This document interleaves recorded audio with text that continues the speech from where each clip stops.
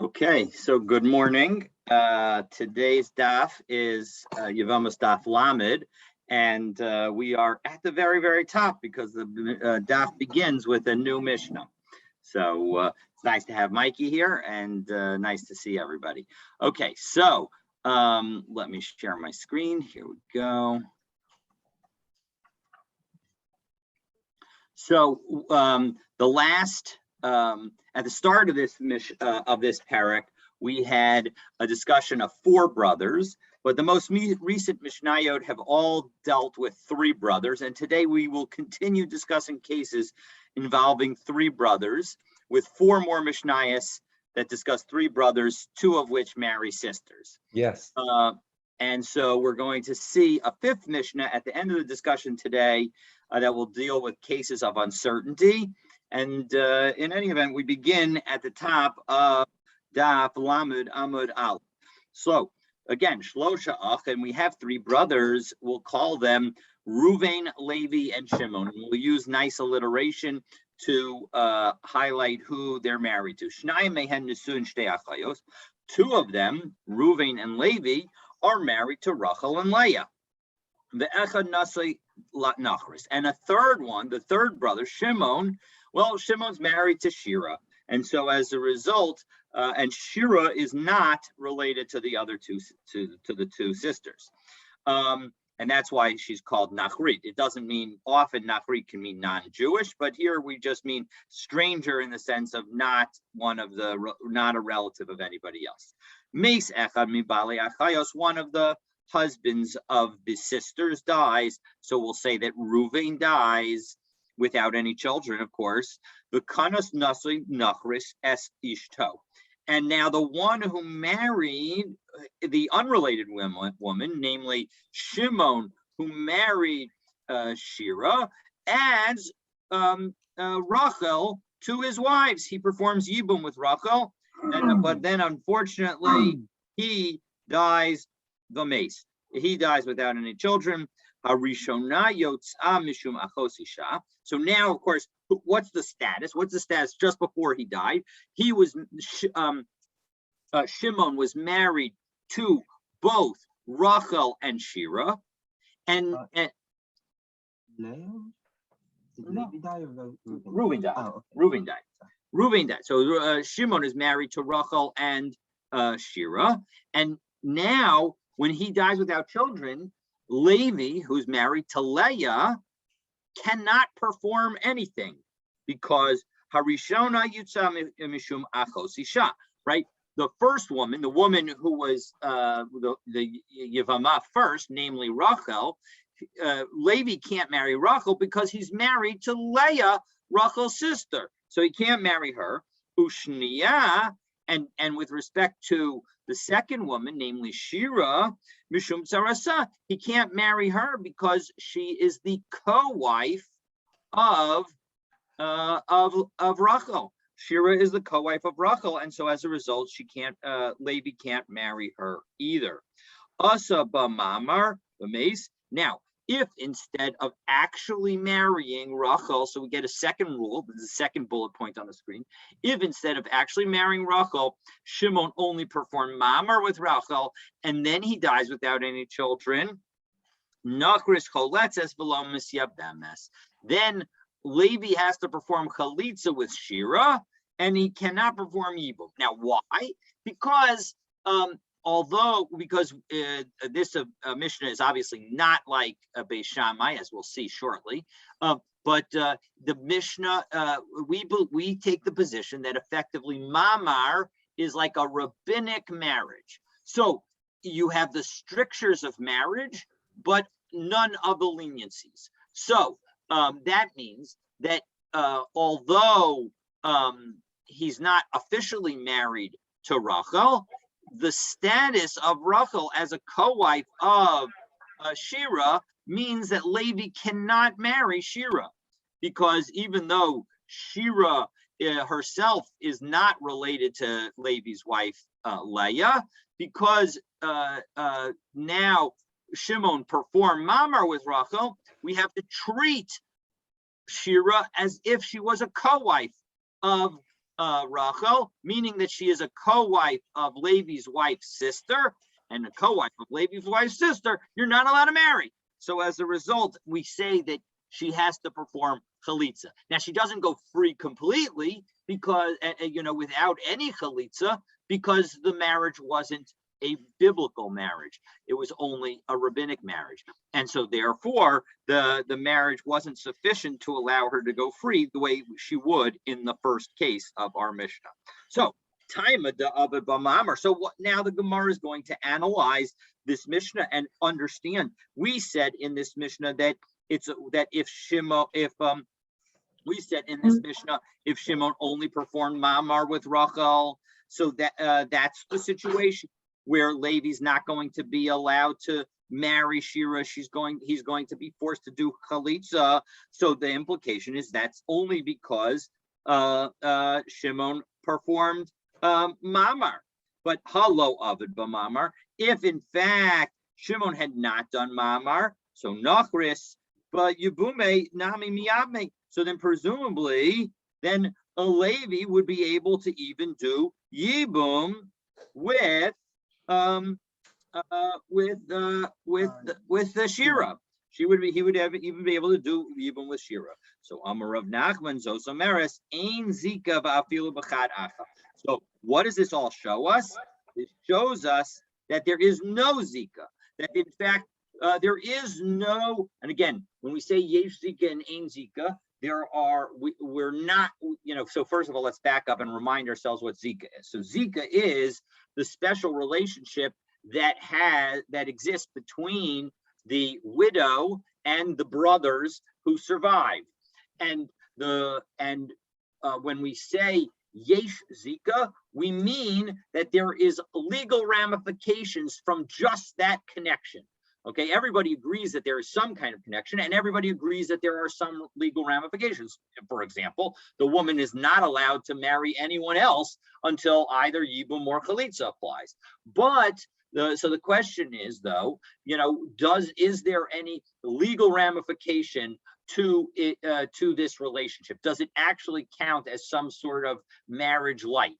And so if we say, we must be saying, according to, Rav Nachman points out, that here we must be saying Ein Zika, because if in fact there was a ramification to the relationship, well then just the fact that Shimon had a Zika relationship with Rachel, that would mean that Shira would be treated like Rachel's co-wife.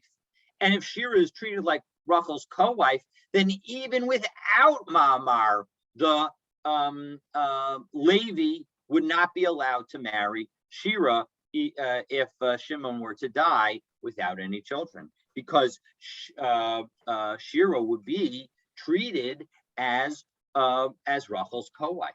And so that shows that we must be saying in this Mishnah, Ein Zika. Would it matter if they hadn't done anything? Would it matter if Shimon died without children or with children? Well, if Shimon dies with children, when then Yibum doesn't apply and she goes out free. No, but he hasn't done Yibum yet. They haven't done Yibum yet, so she still needs Yibum. Oh, that's going to be. We're going to discuss. That raises a very interesting question. Right. So the interesting question that you're raising is what happens if two brothers die before Yibum happens at all? And we're going to see that in general, the answer is I believe that we're going to say yes. Yibum or Chalitza has to happen to that first wife. But there is going to be an understanding where if two brothers die before anything happens to the first wife, then we can say that no Yibum, that woman cannot be married. Indeed, what we'll say is, what we're going to end up saying, I believe, is that if Mamar is done and then another brother dies, or then that brother dies, then we don't allow any Yibum whatsoever. Well, that's what we're saying in the Mishnah, but no, but that's not dealing with. That's because we're dealing with the sisters. This is the case where even if there were no sisters, even if again, Ruvain, Shimon, and Levi. Ruvain is married to Rachel. Shimon isn't married and Levi isn't married. Now Ruvain dies without children, and now Shimon performs Mamar to Rachel, and now Shimon dies. Rachel is not allowed to marry anybody in that situation. As in, like, So all of these Mishnayot are like saying Asaba Mamar Vames Nochris Choleses Velomis Vemes. But in reality, this is true regardless of what case of the case. No, because remember, in this case, the Mamar happened to Rachel. So if let's do again another example. So we have Ruvain, Shimon, and Levi. Ruvain and Ruvain. Let me go through. Ruvain is married to Rachel, and Shimon is married to Shira, right? So and now Ruvain dies.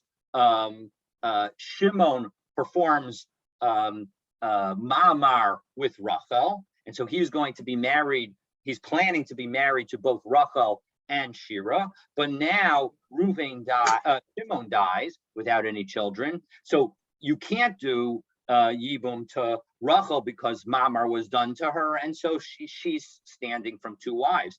But but Shimon's wife Shira, it does have the possibility of doing Yibum, and so I believe that you would do Yibum with Shira. So that's a different. So you have to have the sister in this case. Without the sister, is not the one who Mama was done. No, exactly. The one who was married to the Nachris is the one who did the Mamar. So of course it wasn't the one who did the Mamar. Okay, so let's go to the second Mishnah. So Shlosha Achem, we have three brothers. Shnai mehen nesuyin shtei achayos. And again, two of them were married to two sisters. Ve'echad nasi Nachris, and one of them was married to an unrelated woman. So that's again, Ruvain and Levi are married to Rachel and Leah. Shimon is married to Shira. Rachel and Leah are sisters. Now Shimon is the one who dies first, and so Shimon dies, and so now either of them can marry Shira. So one of them marries his wife Shira, marries Shimon's wife Shira, and now that brother dies, and so Ruvain has now married Shira, and now Ruvain dies. Of course, Levi can't marry Rachel because Levi's married to Rachel's sister Leah. And again, the second one, the Shira, Levi can't marry Shira because Shira is Leah's sister's co-wife. So Asaba Mamar V'Mace. Now again, if however Ruvain had only done Mamar with Shimon's widow Shira, and then he died. So Nachris Choletzes below Misyabemes. So now this woman Shira is going to require a chalitza without Yibum. Okay. So this is more what I'm saying, that this case, even if there was nothing. Correct. Even if there might have been no sisters, this would require a chalitza and not Yibum. So hatu lamali. So why do we need this Mishnah? Isn't this just the reverse case of what we talked about in our first Mishnah? So the Gemara answers, Hainu hach. It's the same case, right? So hashta. So let's think it through. So Uma Hasam. So now in our previous mission to Achos Isha Havyitsara Lanachris, where it was the sister was the co-wife of Shira, right? So Shira had no relationship, and she was the primary wife, and it was the sister who became the co-wife. Amrat Nachris Asura. We still say that the woman that Shira is prohibited. So Hachad Nachris Havyitsara Lachos Isha. In this case, where it's Shira becoming the co-wife of the sister, Lo Kol Shekain, isn't it certainly going to be prohibited? And yes, in fact, we're going to say exactly right. So Tanahach, Tana Beresha. No, in fact, this teaching was the original teaching. And the person who taught this teaching originally thought that the case in the previous Mishnah would have been permitted, meaning that the author of this Mishnah originally thought that if Shimon, who was married to Shira, now takes in Rachel, because Rachel is the co-wife and Shira is the main wife, if Shimon dies, Shira can go ahead and perform Yibum with Levi, and it's not considered as if Levi is marrying his wife's sister's co-wife, because he's really marrying his wife's sister's main wife, and we're trying to distinguish between the main wife and the co-wife. But in the end, the Tana reconsidered and realized that in fact this case should also be forbidden, and that when we think of the word co-wife, we don't mean necessarily the second wife, but any time that two women are married to one man, both of the wives are considered co-wives. And now that he taught this second teaching and he appreciated the chiddush that's associated with it, he decided to teach it first. Mishnah lo zazam in koma, but he'd already taught the first Mishnah, so he left it where it is. So Tosos asked the interesting question. Third Tosos is very short Tosos. B'shar makomos, in other places in Shas, ein dochek lomar came. We don't usually try and go this far and say this. Rather, we say Ella Amar Zu ve'ein sarach lomar zu. We're going to see this statement later on in the Gemara to do, and we say that the teaching is this, and not only that, but it all, and certainly it applies in this case. So we teach the bigger teaching, and then we sometimes teach the smaller teaching. We don't as opposed to lozu afzu, where we teach the lesser and then the greater. So here the point is that sometimes we can, as we teach the concepts, as we teach cases, we could teach the bigger case first and then the smaller case. The Khan, however, Tosos points out, so why do we in fact go through this entire concept of having him teach, having him reflect and come up with a new ruling and the like? Because Khan Dachak Lomar King, we push ourselves to say this, because in the end, he has taught the entire case in an unnecessary way. He began from the beginning, right? Our Mishnah began with a whole new case. You didn't have to begin that way. He could have just had it be a modification. The fact that he taught the entire thing from the beginning shows that in fact there must have been some kind of reflection, some kind of revision. Okay, so that brings us to the third Mishnah, which brings us back to the first case. Go ahead. I would have thought that you have a very simple answer of Maaseh Shehaya Kachaya. No, because these are clearly made up cases. So no. As in the Maaseh of the Tana. This is just what happened. Yeah, it's the question is. So I'll phrase it this way. The question is that may be what happened, but what forced us to say it, to tell this story? Meaning, we didn't need to tell this story. It could be that in other cases it also happened, but what got us to say this story is the nature of the way that the cases are told on an independent basis, and not as one long case with multiple different versions. So that's the idea. All right, so now we get to the third case. Shlosha Achim, we have three brothers again, Reuven, Shimon, and Levi. Reuven, Levi, and Shimon also do. So Reuven and Levi again are married to Rachel and Leah. Shnayim mehem nesuim shtei achayos. Ve'achad nasui achris, and Shimon is married to Shira, who's not related. Meis echad mibali achayos, and again one of the sisters' husbands dies. Meaning we're going to say Reuven dies and Rachel becomes a widow. The kanas nasui nachris is ishto, and of course Shimon, who's married to Shira, now marries Rachel as well. So now Umesa Ishto Shalsheni. Oh, big change. Now Levi's wife Leah dies. V'achar kach Meis Nasui Nachris. And now Shimon, who who's married to both Shira and Rachel, now he dies. So now Harezu Asura Alav Olamit. Even though at the moment that Shimon died,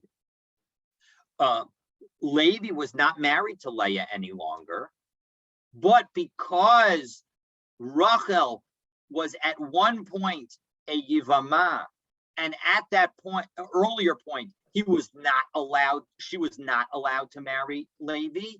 So we're going to say that once she's not allowed to marry Levi, we're going to say that she's always not allowed to marry Levi. So Ho v'Nesra lav sha'achas, because at one point she was forbidden for him, meaning she became a Yevamah when Levi was still married to Leah the first time when Reuven died. So as a result, we're going to say now, even though when Shimon dies, Levi is no longer married to Leah because Leah has died, we're going to say, I'm sorry, Levi, you cannot marry Rachel now. And of course, because you can't marry Rachel, you also can't marry Shira either. Okay. Okay. But is that like and both of them go free and are not subject to either Yibum or Chalitza? No. Yep. No Yibum, no Chalitza, because once he's forbidden, he's always forbidden, and that level of forbiddenness is sufficient that it's a biblical forbiddenness, and so as a result, Yibum does not at all apply, and whenever Yibum doesn't apply to a main wife, it doesn't apply to the co-wives. Okay?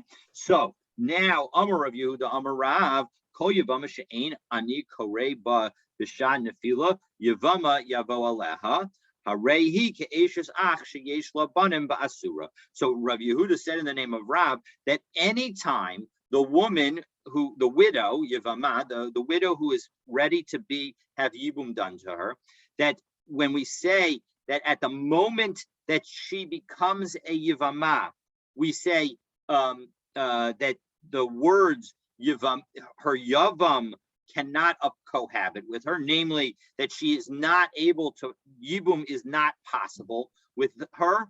Well, then she returns to the quality of as if she was married to a brother who had children.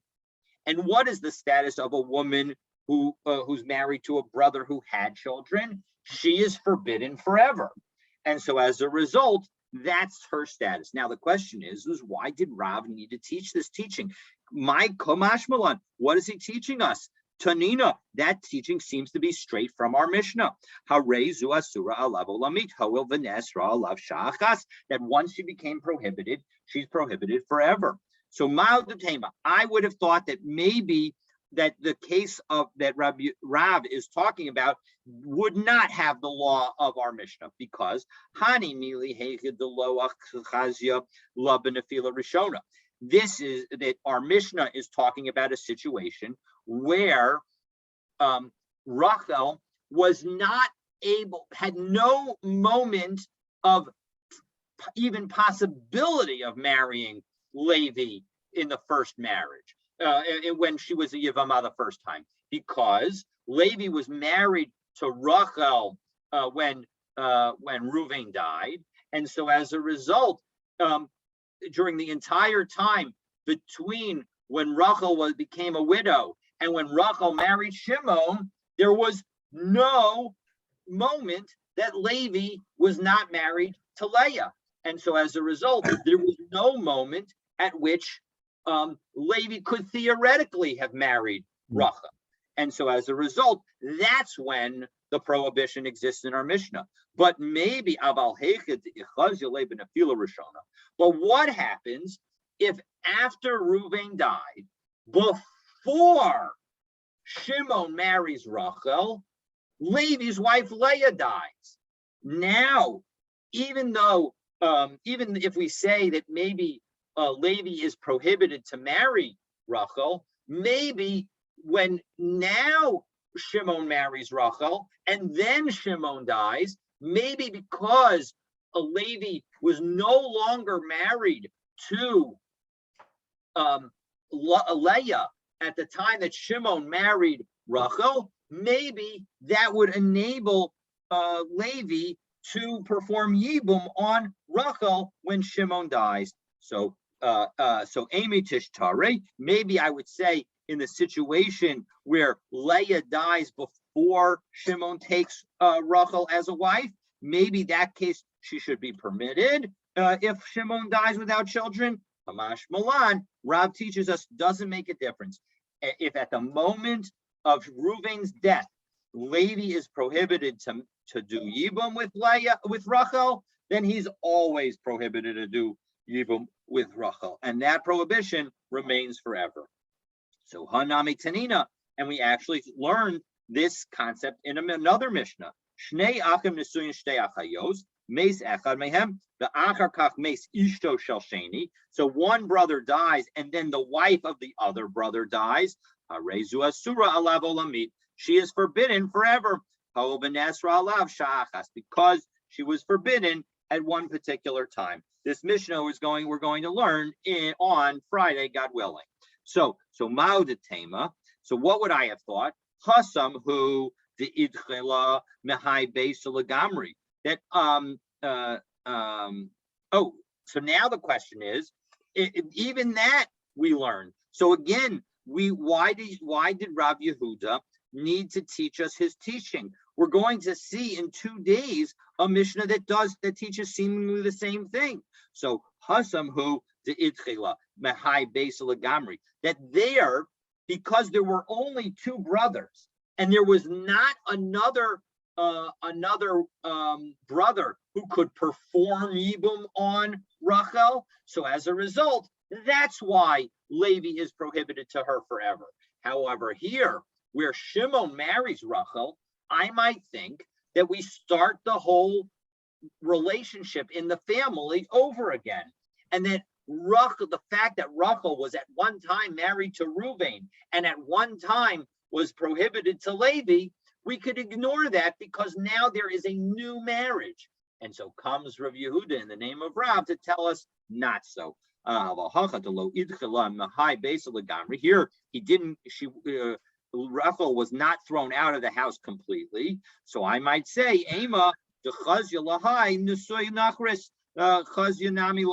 that since she was able to marry the one who was married to a different wife, namely an unrelated woman, namely Shimon, who was married to Shira. So So now when Shimon dies, she should be able to marry Levi. Kamash Malan, not so. So now we're done with Mishnah number 3. But if it was that let's say Leah died before Reuven died, then there would be no problem with you. That's correct. If Leah died before, so again, Reuven is married to Rachel, Levi is married to Leah. We can even just have 2 brothers in that case. And if of course Reuven dies first, then Rachel goes free and is no Yibum and no Chalitza. But if Leah dies first and now Reuven dies, so because Leah has already out of the picture when Reuven died, so then Levi will be able to do Yibum to Rachel. Certainly according to most opinions. Well, according to at least one opinion. So you're absolutely right. We're going to see the beginnings of the discussion that might impact that question shortly. So Shlosha Achim, again, case number 4. Shnayim mehen nisuyin shtei achayos. Again, we have 2 brothers married to 2 sisters. And one is married to an unrelated woman. Gerish echad mebali achayos es ishto. If we have the husband of one of the brothers who's married to a sister, so Reuven now divorces his wife Rachel. Let me a second. Let me just. Okay, hold on. It's okay. Oh no, I'm gonna do Levi divorces Leah. So Levi divorces Leah before Shimon dies. So again, Levi divorces Reuben, and Levi are married to Rachel and Leah. Levi divorces his wife Levi divorces Leah, and now Umes Nasoi Nachris, and now Shimon dies. So Uknasa on the Garish, and Levi, who was the one who divorced Leah, now marries Shira, the mace, and now Levi dies. So Zohi Sha'amra, V'chulan Shemesu Onis Garshu Tzorosei and Mutaros. That when we talked in the case all the way back in our very first Mishnah, when we began Yevamos, we said that in the case where the problematic, where the erva dies or is divorced, so then the co-wife becomes permitted. And so as a result, in this case, Reuven will be able to do Yibum to Shira because Levi is not married to Leah any longer, and so Leah is not going to fall in Yibum. So time of Degerish v'Akar Kach Mace. So what's the implication? We gave a specific order here. We said that first there was the divorce, and then there was the death. The implication is Aval Mace v'Akar Kach Gerish. But if Shimon died and then Levi divorced his wife, the implication is Asura. Then the implication is that she would be forbidden. Reuven would not be able to perform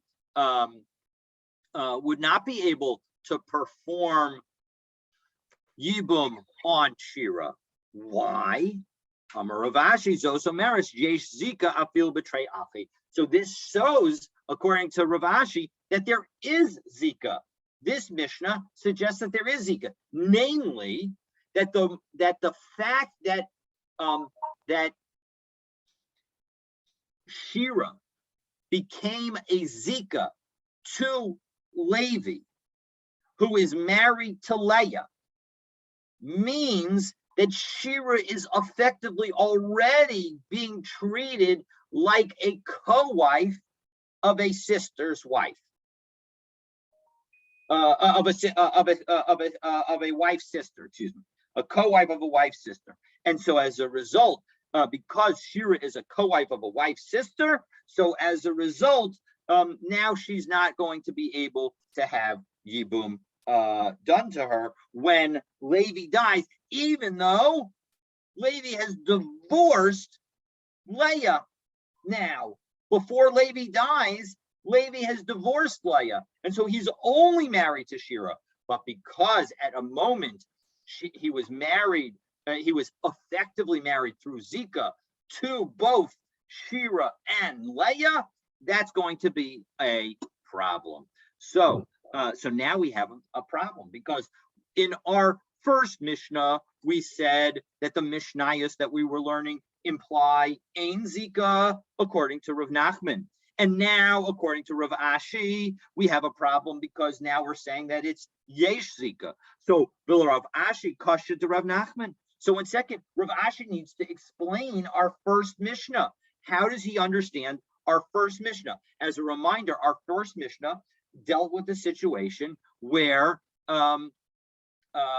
let's go back to it on the screen, right? Our first Mishnah dealt with Reuven dying without children, and Shimon performing mamar with Rachel, and then he dies without children. And so then we said Levi has to perform chalitza with Shira, and we said that it's only because Shimon performed mamar with Rachel. If he had not, the implication is that Levi would have been able to do even Yibum with Shira. So that shows that there's Ein Zika. So how does Rav Ashi understand that Mishnah? So the Gemara explains, Amar Lach Rav Ashi would say, Hu Hadin, Da'af al Gav, Delo Avad B'Mamar, that the same law would apply even if there wasn't Mamar. And why do we say Mamar? Right, so Nachris Machlatz Kalsa Yibume Lo Mibyamne, that in fact she would have to, Shira would be required, it would be required for Levi to do Yibum to Shira. I'm sorry, it would, yes, it would be required for Levi to do Yibum to Shira, and not chalitza. And so the hadik tani mamar. So then, why do we need to teach the case in the Mishnah of mamar? La puki beis Shammai de amri mamar kona, and we turn to lamed bet, kinyan gamar. That this is the whole point, is to show that the author of our Mishnah disagrees with Beis Shammai, because remember, Beis Shammai says that when somebody performs mamar, it's as if they're fully married from a biblical perspective. And so as a result, in the case where Shimon performed mamar, that's with Rachel, and then Shimon dies, there would be no chalitza, no yibum, nothing would be required, because Shira and Rachel would be considered full co-wives. And so as a result, because Levi is married to Leah, and Leah's sister is Rachel, when Rachel falls to Levi in yibum, there's no opportunity to yibum. She goes free. And because Leah goes free, her co-wife goes free. And so the point is that we are trying to distinguish, the author of our Mishnah is trying to say, I don't hold like Beis Shammai. And so that's why we taught the case of mamar. So kamash malan deloka Beis Shammai, right? So that the point is we don't agree with Beis Shammai. And so as a result, that's why he taught the mamar case. But in fact, the halacha would be the same, even if mamar had not been done. The same rule, meaning that the chalitza, once Shira becomes even a theoretical co-wife of Rachel.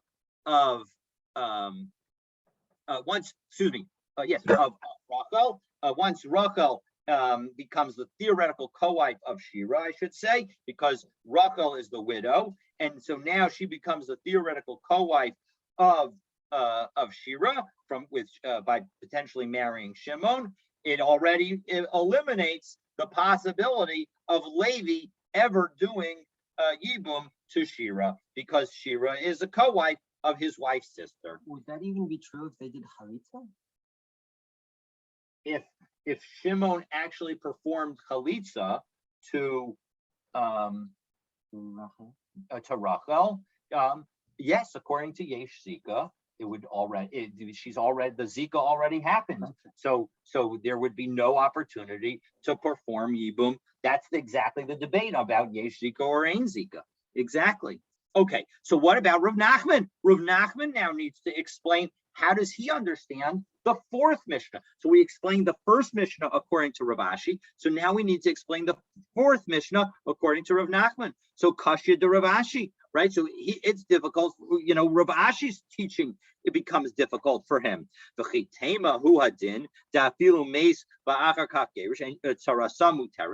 you want to say, it doesn't make a difference what the order is, that even if Levi, what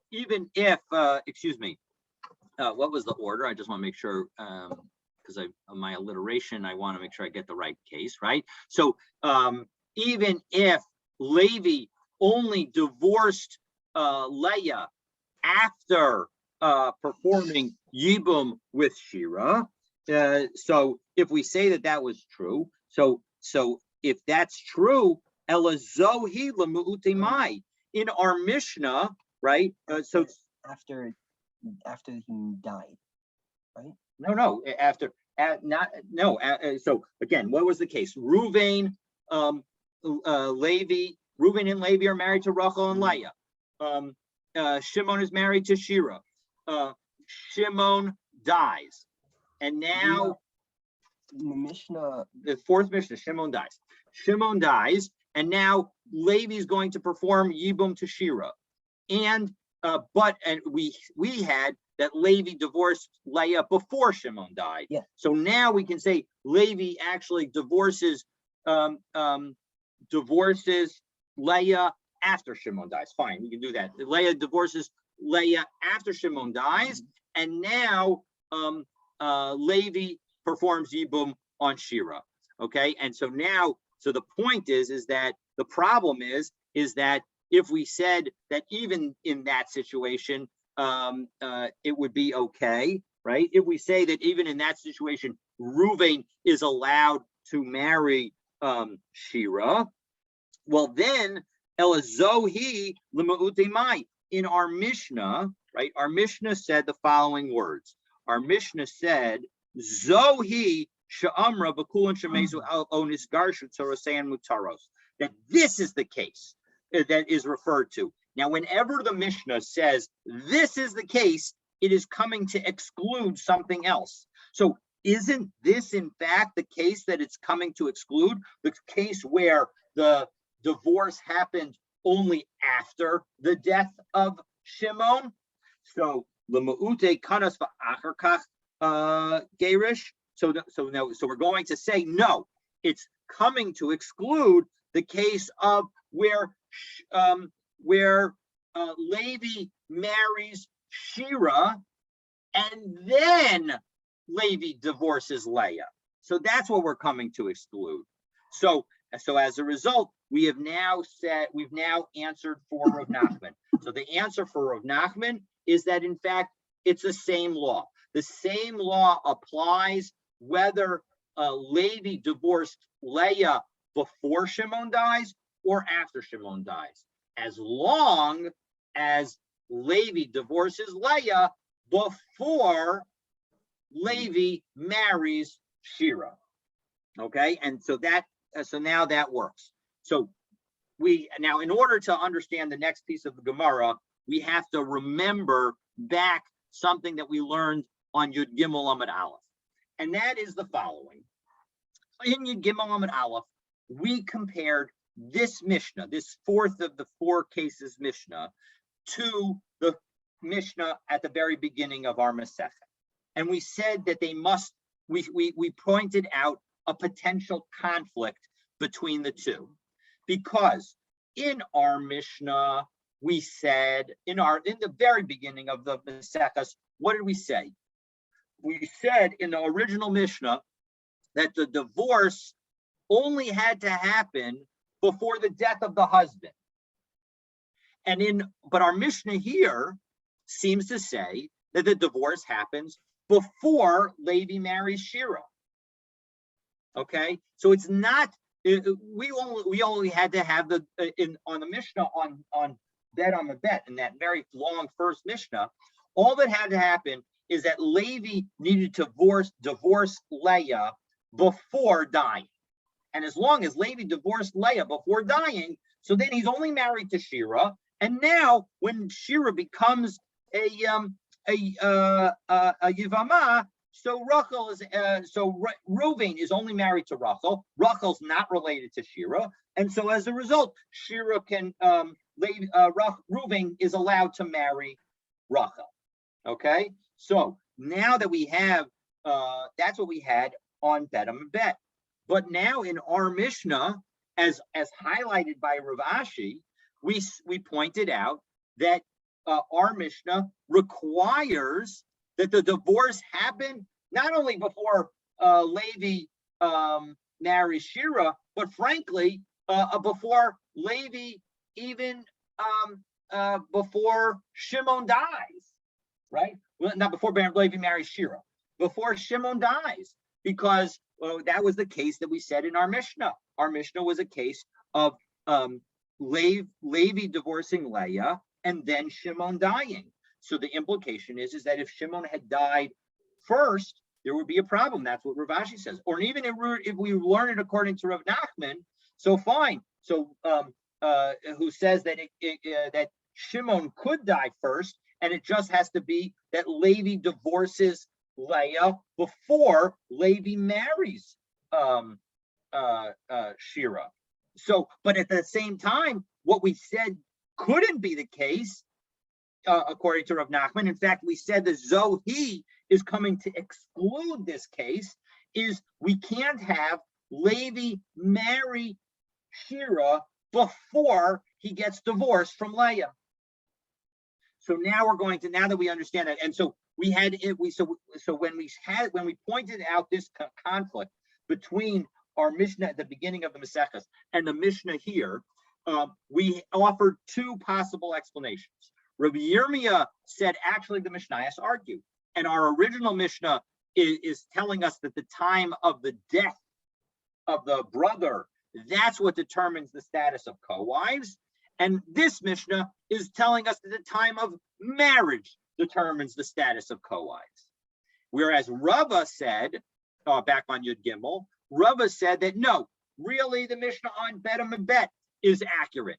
And this is a case of Lozu Afzu.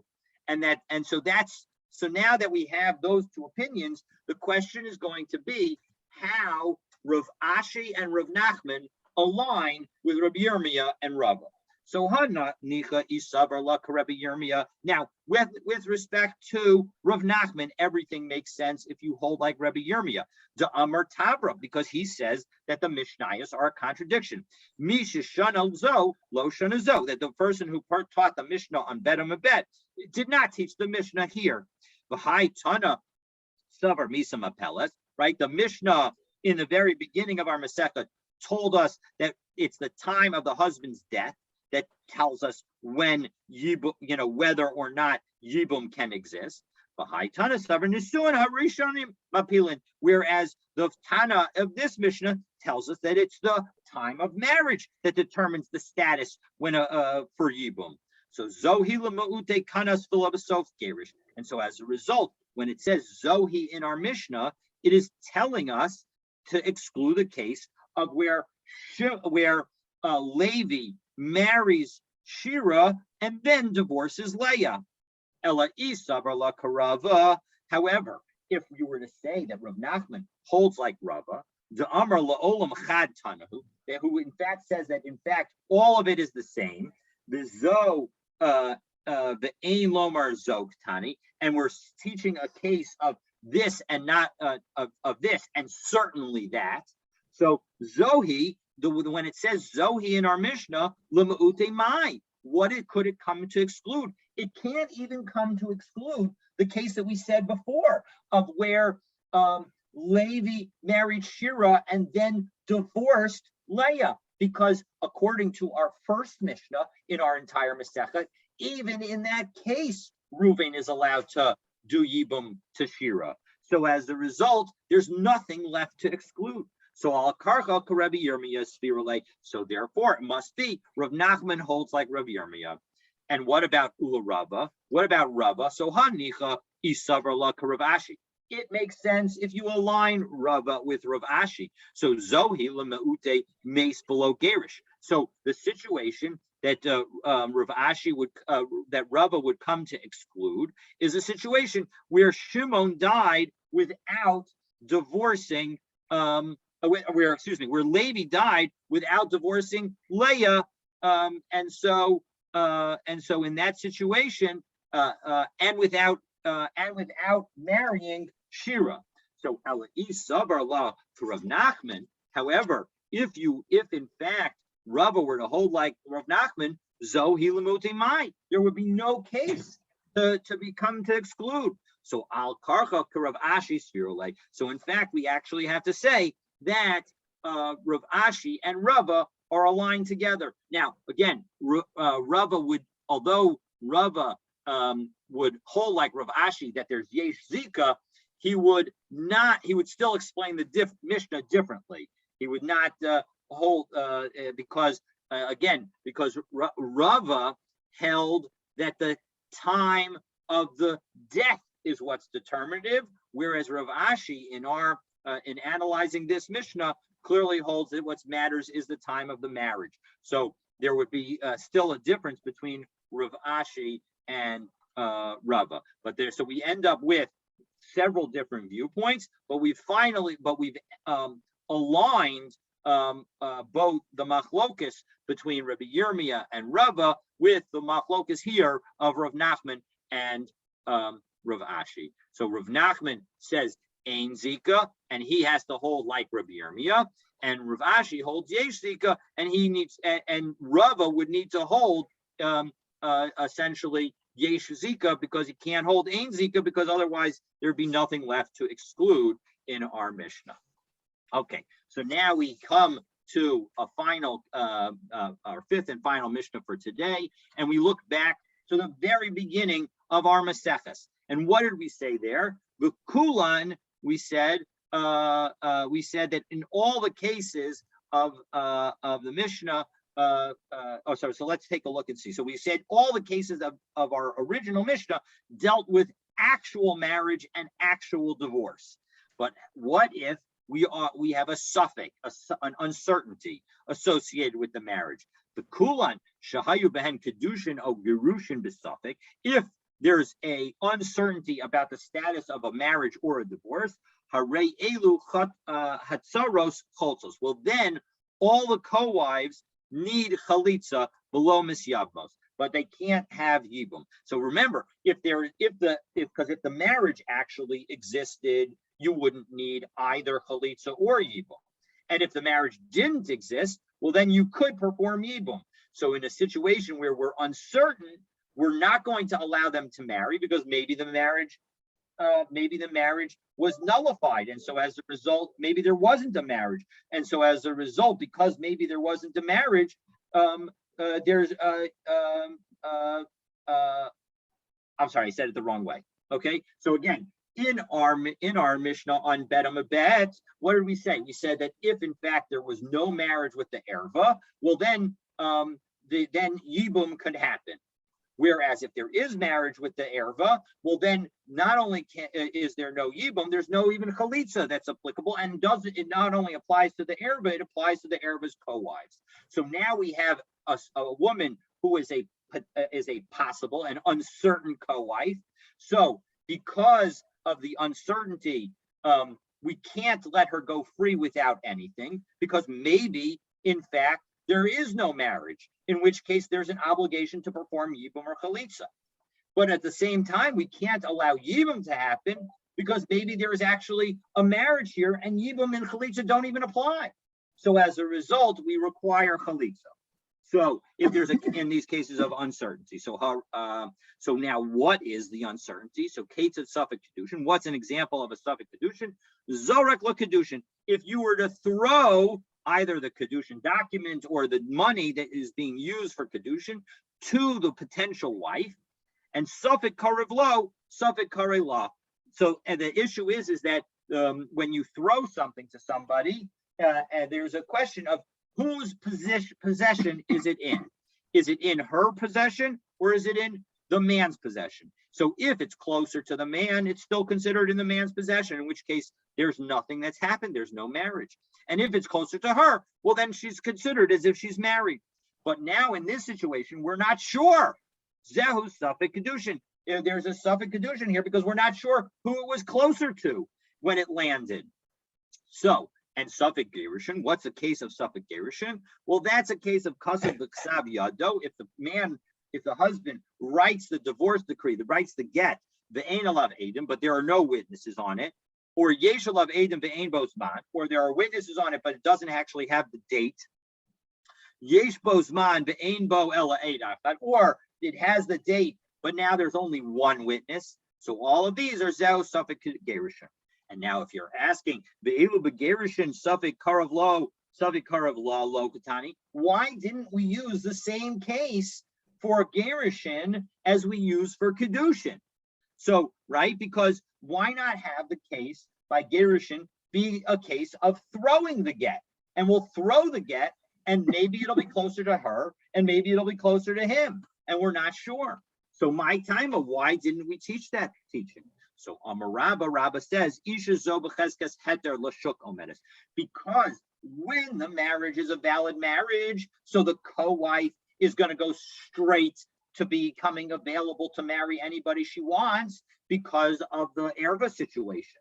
So umisafik atabala osra al tasrena misafik. And now you're going to cause the woman who was going to be able to marry whomever she wants to prevent her from marrying until chalitza happens. You're going to prevent that. So we don't want to do that. So Amrle Abaye, well, 1 second. It's the same problem with kedushin. Before the kedushin with the erva, right? The woman was permitted to do yibum. Umisafik atabala osra al tasrena misafik.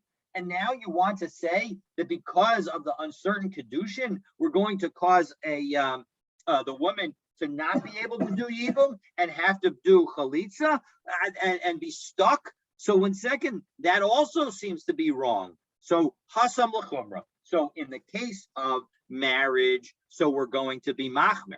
Well, one second, you're probably wondering, well, how come we're being Machmer when it comes to Kedushin and not when it comes to an uncertain Kedushin and not when it comes to an uncertain divorce? Well, God willing, we'll answer that question tomorrow. We'll also note, and this is how we'll begin tomorrow, that this stringency could lead to problems. And so stay tuned tomorrow as we deal with both of those issues. And I look forward to seeing you then.